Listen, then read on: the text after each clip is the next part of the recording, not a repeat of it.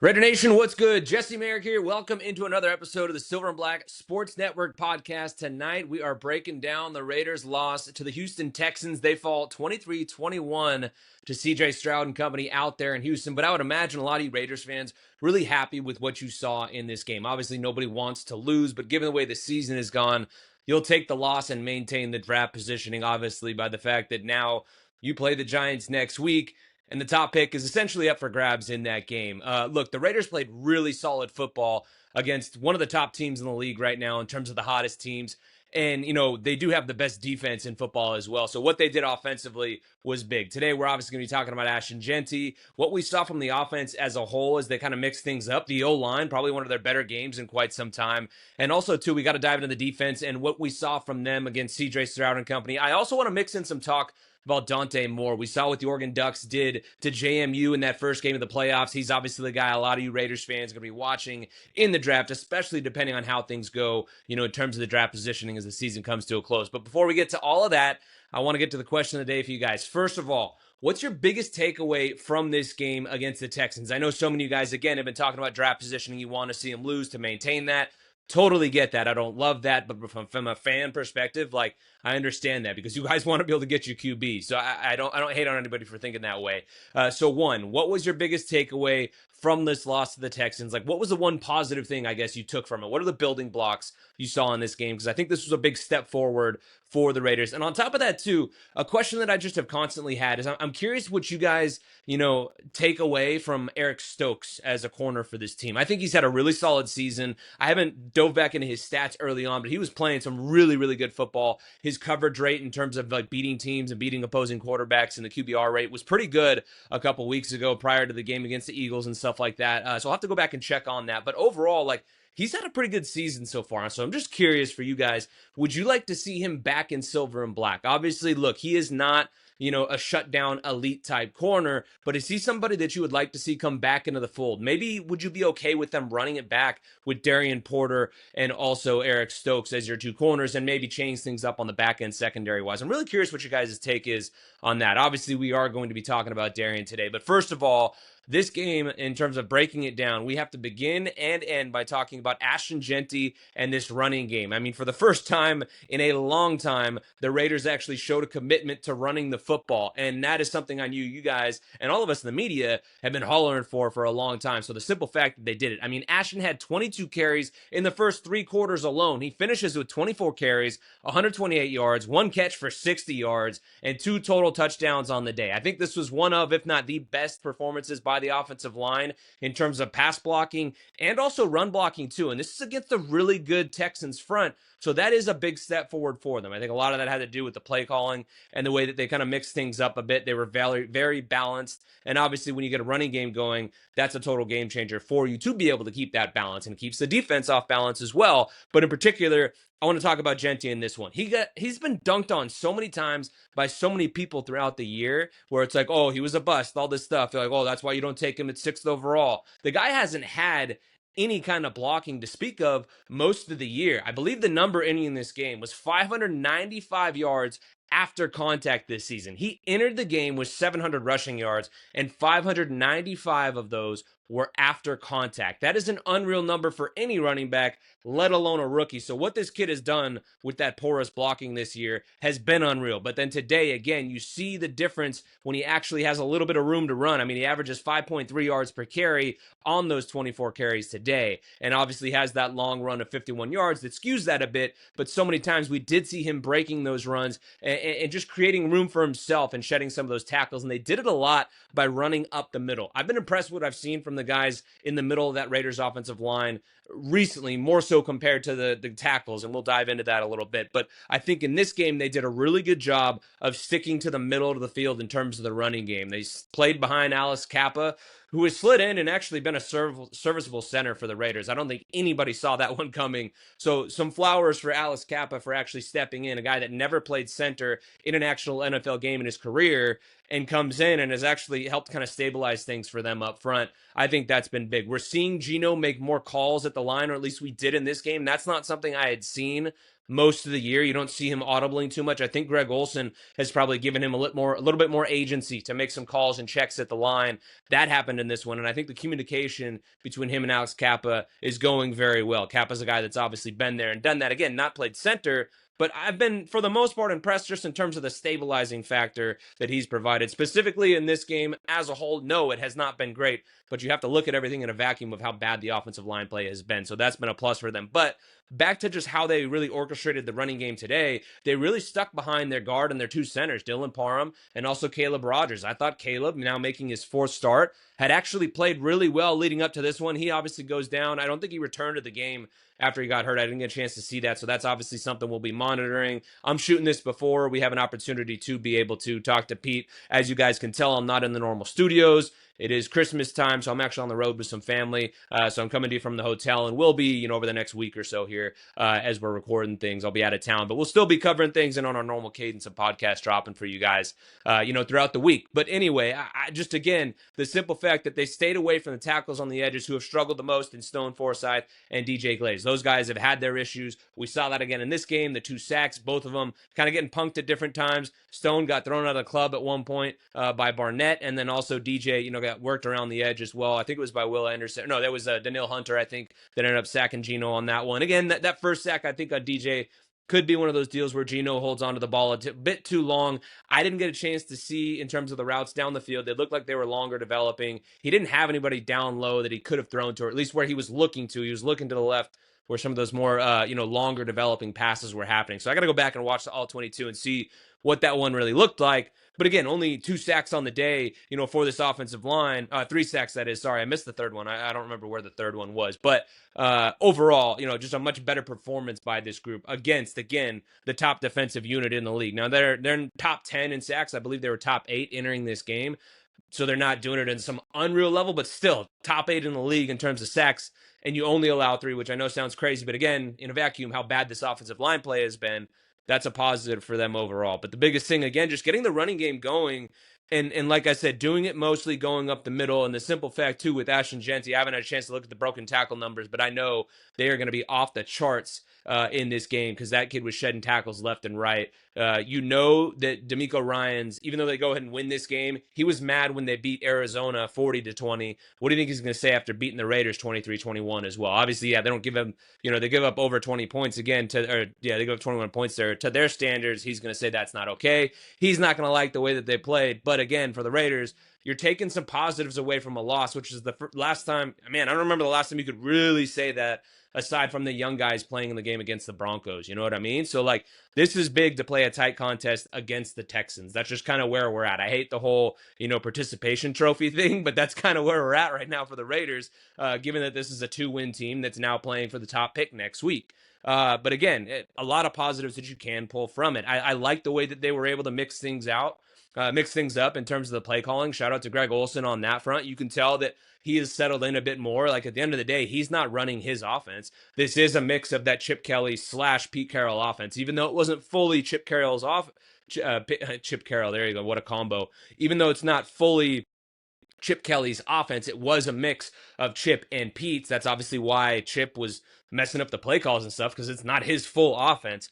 But Ole has stepped in, stabilized things a bit in the running game there by the simple fact, again, that they stick with him and are running the ball. 24 carries for Genty. We haven't seen that in quite some time. He's been around that 15 carry mark most of the games this season, and he is a volume runner. You have to let him continue to get those carries and warm up and get in that flow of breaking tackles and all that stuff. But again, I like the way that Ole mixed it up in the play game, in the play action passing game, also the way that he was able to mix in the passes and the runs, all that stuff, just solid balance. And that happens again because you're able to run the ball, and it forces the defense to have to respect the run. I mean, a couple of times we saw there's space for the receivers and the skill players out there. For Brock, for Trey Tucker, he's finding some room to run as well because guys have their eyes in the backfield and they have to actually, show some respect to that rushing attack because it was going for the first time in so long. So again, we talked about it so long. This team obviously has a ton of issues. They need to inject a lot of talent into their team because they are a very talent deficient team, obviously. But it makes such a difference when your O-line actually holds up and blocks well and you can actually run the ball. That is a total game changer and opens up so much for a play caller. It's no longer like, playing with both arms tied behind your back. Like he can actually get into his bag a bit more. We even saw at 1.2, he splits Ashton Jeanty out wide on that touchdown catch. That was awesome. We haven't seen Ashton. We've seen him a lot involved in terms of out of the backfield and things like that, on the swing routes and short little button or hooks or whatever it is. But like we haven't seen him split out wide too often than I remember. And throughout training camp, like we saw him involved in a lot of different wheel routes and stuff. And we even saw him split out at times too, but haven't seen that at the rate that I think when the running game isn't necessarily working, where, okay, if you're going to try and get him involved in the running game, go ahead and split him out there wide a bit more often. And so they throw him out there today. They see that they've got the linebacker on him. That's obviously a mismatch. So many people forget that Ashton Genty led all of college football in receiving yards as a rookie. This kid can do it. Go back and watch that touchdown catch. He routed up the linebacker. Now, obviously, look, yeah, he's a will linebacker, but like, he's not somebody you want to see in coverage, and Genty, crushed it on the route too. So give him some props on that one. Found himself some room and took off. And then again, breaks off that 51-yarder on the ground for the touchdown too. So a big time game for Ashton Genty. I think that's kind of going to quiet some of the haters out there, some of the people that are trying to say he's a bust. And like I said, I was not big on drafting that guy 6th overall when you don't have the offensive line, but I have said it so many times before now throughout this season that once this kid gets an O-line, he's going to be special. Well, look, today he got a little bit of room to run, and he showed you that he can be special. So again, that's one of the things I think as Raiders fans, you guys got to leave saying like, okay, sweet, like Genty showed he can do it. There's at least, again, that little bit of a spark. And even from a pride factor, like go ahead and take the participation trophy when you can get it. You know what I mean? Like you guys got to take those at this point of the year. And again, I know many of you guys probably very happy to be able to walk out of here while still maintaining the draft positioning too, which is something I hate talking about, but that's just a reality of the fact of where things are at right now. Obviously, again, you look at Geno, he goes 16 for 23 for 201 yards, 2 touchdowns, and throws that 1 pick. Very well, could have been 2 interceptions. There might have been one more that was kind of iffy, but he did have another turnover-worthy play that the DB probably should have had that he dropped. I think it was Singleton or something like that. I forget who it was on the edge out there on the pass to, I believe, Trey. I don't remember for sure. But yeah, just again, Geno showing some inefficiencies and just a down off year overall for him. But I went back and they were talking about it on the broadcast even actually. This is his 46th pick since 2022. That is insane. That's a crazy number. Obviously, it's been off the charts this year in terms of that number. But again, the inefficiencies just continue to show. Many of you guys, I'm sure, are happy that Geno's back in there because he's throwing picks, and many of you guys think that he actually gives you the best chance to lose a game. And that showed today. That pick 6 obviously was the difference in this game. You go and lose by 2 points. That pick 6 changed everything for him. But I think it helped the Raiders in the simple fact that like right after that pick 6, that's when they go and really stuck to the ground game. Also of note too, you guys got to realize the Houston Texans, how good this defense has been and the run that they're on right now. There have only been 3 teams that have gained more than 300 total yards of offense against this team. Now the Raiders are one of those 3 teams. Sorry, there was only 2 teams. So there was only 2 teams that had done it. That was both the Bills and Arizona. Obviously, again, Arizona in that last game, a lot of those garbage time, things like that. But Buffalo, another really solid offense. So there's only 2 ones that have gained 300 total yards of offense against them or more. Well, the Raiders finished with 315 yards of total offense. So again, another little feather in the cap to be able to take away from, where it's like, okay, some building blocks to move forward of like how different this offense can look, when you get the running game going. I think that's pretty much all I wanted to talk about in terms of the offensive outing as a whole. I mean, look, we got to talk about Brock Bowers and that route, the double move there for the touchdown. Great ball by Geno on that touchdown pass. Brock Bowers just looked like himself. Again, I think the recipe, for the Raiders on offense for now, till they do get like a legit number 1 receiver, is going to have to be Ashton and Brock. And then Trey Tucker fills and fits his way in there however he can. Jack Besh also, too, as we're talking about this, he flashes on one, too. He comes away with 1 big catch, for 37 yards there. That was nice to be able to see him kind of get involved.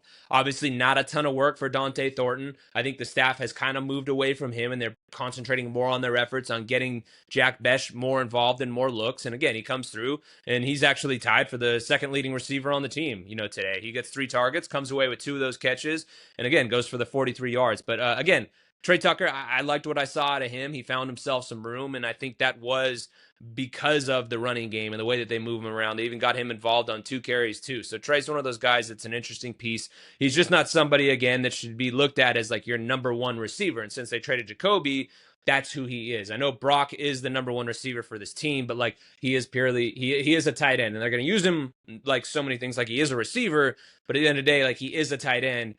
Look at Seattle. Like you need a guy like a Jackson Smith and Jigma. And I think that's a recipe for what the Raiders could be, especially if Clint Kubiak does end up being a guy that they look to or a guy that they bring in, because they run a ton of 12 personnel. The Raiders have the bodies in terms of being able to run that 12 personnel. So that to me is kind of the blueprint. And I'll dive into the coaching whole situation at a later date here. But Clinton is a guy that I really look to for the Raiders to kind of have their eyes on, because he can be really heavy in that 12 personnel set with the 2 tight ends out there, which is very in vogue. But again, the simple fact that the Raiders do have a Brock Bowers and a Michael Mayer going to be real solid in that set. Now you just need a receiver. You can go to the draft and find a young receiver that can be a playmaker to pair with a quarterback that I know many of you were hoping, and all of us in the media are even saying too that they need to draft, because for once they're finally bad enough to be able to do that. Let's talk about the defense real quick. I thought they looked pretty good against CJ Stroud and company. I mean, look, this is a team that has been that kind of death by 1,000 cuts. On the podcast with Seth, when we were talking about with Seth Payne,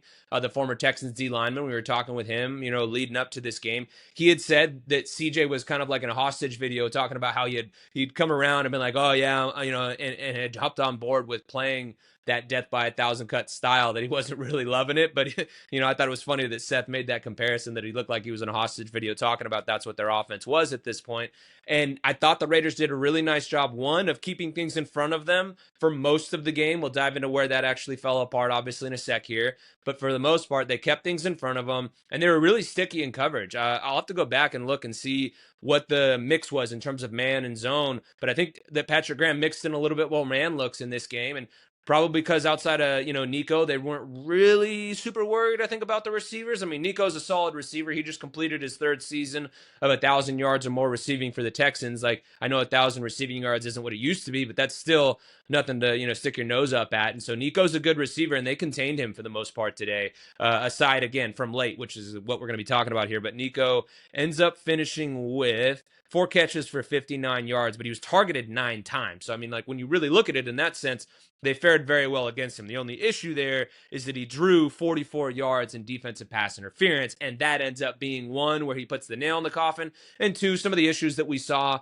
from Darian Porter in coverage and stuff like that. We talked a lot about the young guys, because right now that's where they're getting so many reps, and few guys are getting more reps than Darian Porter in terms of the young guys. I think he panicked on that one DPI that he got.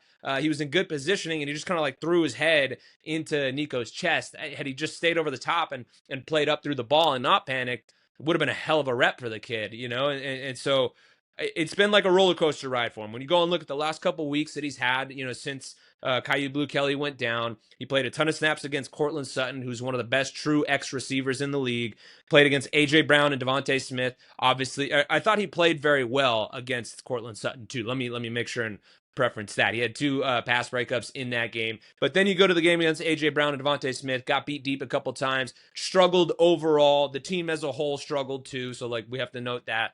But just had a rough game against 2 of the guys in an offense that's one of the better offenses in the league. But like, let's be real, a lot of people are going to struggle against A.J. Brown. And let's not forget that the kid is a rookie, only really a full year into playing the position in college, and now still going through his rookie year, and has just now started playing, upwards of, 50 snaps a game, and is the full-time starter outside. So he's taking his lumps and he's learning. And then he goes now, again, against Nico Collins, and I think for the most part played pretty well, just had some up and down performances there. There's one where Nico beats him on the jump ball. I thought he was in position kind of, but was still a little soft in coverage there. But overall, I've been impressed with what I've seen from Darian Porter, and he's learning. Again, he's going to be more of that project type guy. So I think fans, you guys got to love what you've seen from him. One thing in regards to Maxx, some people go after him. They think he's not having as big of an impact. So many times he's like wrecking plays. He's in the backfield, making running backs make cuts and things like that. And Charles Davis noted it on the broadcast. So I just wanted to bring this up about look, Maxx is one of those dudes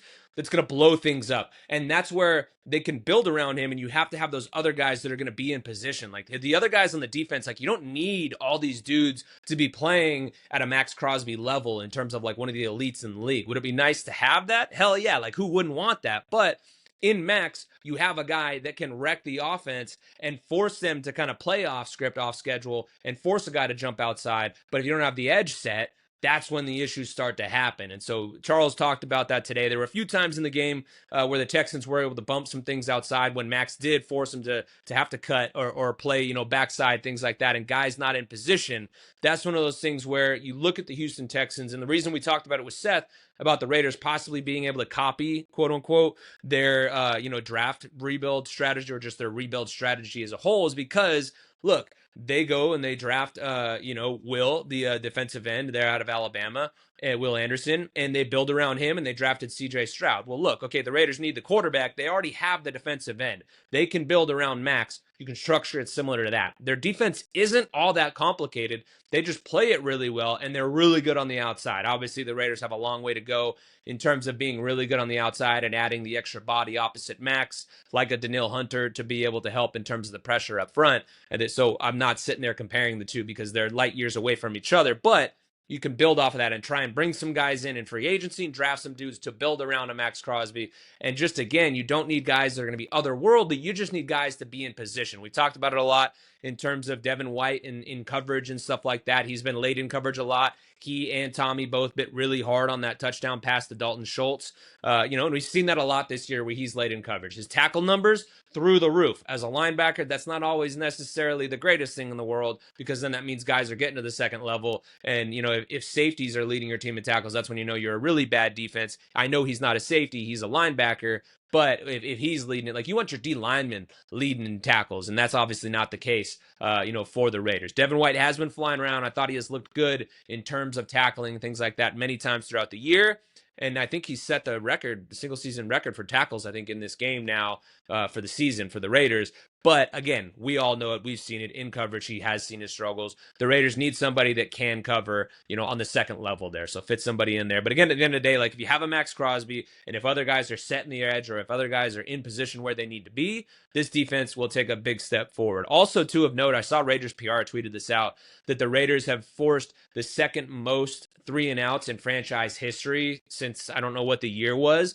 But that's kind of crazy to me. It just brought to my attention. It's like, man, if the offense could do more of what they did today against the Texans and just be a little bit more consistent or be league average, how much better, how much different things would be for this team if they had that. Like I said, guys, that's kind of my take overall. I did want to get to a little bit of Dante Moore. We obviously saw what he did in his first opportunity in the playoffs there against James Madison. Let's keep it real. James Madison didn't belong on the same field as the Ducks. That's the way the playoff is structured this year. I'm stoked that JMU got that opportunity, but let's keep it real about the level of competition that Dante was going up against. But to say all of that, he did exactly what you want to see that kid do against that level of discrepancy in terms of players. He showed that he can be accurate. He's obviously got that smooth stroke as well, and this is a guy that can scan the field and get through his progressions quickly, and he's doing it at such a young age. And there is a lot of hype out there about him actually being the top overall pick in the draft and about some teams favoring him more than a Fernando Mendoza. Obviously, now is when all the real analysis is going to happen in terms of the playoff because they're going good on good, or at least will be now going forward. He's got that game against Texas Tech. This is a kid that's 20 years old. I think like early on in the season, there was probably a lot of talk about, hey, he's going to come back, the next season, come back to college. I think now that ship has probably sailed, and I'm not just overreacting to the whole JMU situation. I'm just talking about the way his season has gone as a whole and the fact that his OC is leaving to be the coach over at Kentucky as well. So, he's not going to have that same OC. And it's not a great quarterback draft. It's really him and Mendoza. And obviously some people talking about Ty Simpson. But in terms of the top quarterbacks, it's just him and Mendoza. Next year's draft is loaded. So I think we see Dante Moore come out this year. The big thing is going to be, what does he show in that game against Texas Tech? Can he lead the Ducks past them? If he has another outing like this, you better believe his draft stock is going to soar even more. But teams, scouts, all of you guys, fans, media members, all of us, we're really going to be watching to see what this kid can do. But at the end of the day, again, it's crazy that he's only 20 years old. It seems like a real mature kid. Anybody I ever talked to says how great of a kid he is as well. There's so much talk about how great Fernando Mendoza is in terms of a person and a quirky, fun kid. I think a lot of people are overlooking that is actually the same deal with Mendoza, or at least I hear that from everybody that's talked to him and interviewed him and stuff like that too. So like, let's not overlook that side of it. And again, he has the escapability and the athleticism to go along with it. And again, just 20 years old, that to me is crazy. He doesn't have the wealth of starts. I know that game against JMU was just his 18th career start, so you want to see more of a sample size, and you don't want to get into too much projecting and stuff like that. But man, he's an interesting prospect for sure. So keep an eye on him. When I talked to Dalton Wasserman from PFF, he said that he actually liked Dante Moore over Fernando Mendoza. That was before the game against Ohio State and before this one against JMU and all that. But interesting nonetheless. So like, keep an eye on that game on January 1st when they take on Texas Tech. You're going to learn a lot about Dante Moore, and I'm real curious to see how it ends up going between those two quarterbacks when they really dive into it and start breaking things down. There's going to be a lot of changes when all the real analysis starts to happen as the season winds down for many teams, and teams that are like the Raiders or in need of a quarterback are really going to be able to send all their people out there now to really look at these guys in the playoffs. So I'm curious to see how the evaluation goes, what we hear about where guys are stacking up, all of that stuff. It's going to be fun to watch. But again, I'm interested to see how things play out for Dante Moore and the Raiders. And now they're setting up to be able to play the New York Giants next Sunday, that is, at Allegiant Stadium for the #1 overall pick. I know a lot of you fans are going to be white knuckle riding that one down the stretch. We'll see how it goes for the Raiders. But today they lose to the Texans, play a real close game. And I think for the first time in a while, we're leaving saying, hey, some true building blocks and actually being able to break down a real game rather than just, hey, they got smoked. So I think that's a win for them. So for those of you guys that stuck around and listened to the whole podcast, thank you guys for watching and listening. If you made it this far, hit us with a like and also subscribe as well. Hit that bell icon if you're watching this on YouTube so you do get alerted for every video that we drop. We appreciate all of you guys. And again, answer those questions in the comments. Like I said, biggest takeaway from this game, and also, would you want Eric Stokes to come back? You know, he signed that 1-year deal. He's kind of a reclamation project. Have you seen enough? Do you want him back, or do you want to move on from him and let Darian kind of grow and then bring in another corner? I'm real curious on that one. But anyway, guys, we will be back again on Wednesday for the next episode of our podcast. In the meantime, thanks for watching and listening. Enjoy your weekend. Take it easy.